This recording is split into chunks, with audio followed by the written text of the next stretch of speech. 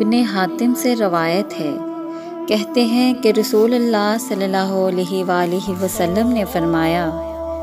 کہ قیامت میں تم میں سے ہر شخص سے اس کا پروردگار اس طرح بلا واسطہ اور دو بدو کلام فرمائے گا کہ نہ درمیان میں کوئی ترجمان ہوگا نہ کوئی پردہ حائل ہوگا۔ اس وقت بندے کی حقیقت یہ ہوگی کہ وہ حیرت اور بے بسی سے ادھر ادھر دیکھے گا، بس جب نظر کرے گا اپنی داہنی جانب تو سوائے اپنے اعمال کے کچھ اس کو نظر نہ آئے گا، اور جب سامنے نظر دوڑائے گا تو اپنے روبرو آگ ہی آگ دیکھے گا۔ پس اے لوگو، دوزخ کی اس آگ سے بچو، اگرچہ خشک کھجور کے ایک خشک ٹکڑے کو صدقہ کرنے ہی کے ذریعے اس سے بچنے کی فکر کرو۔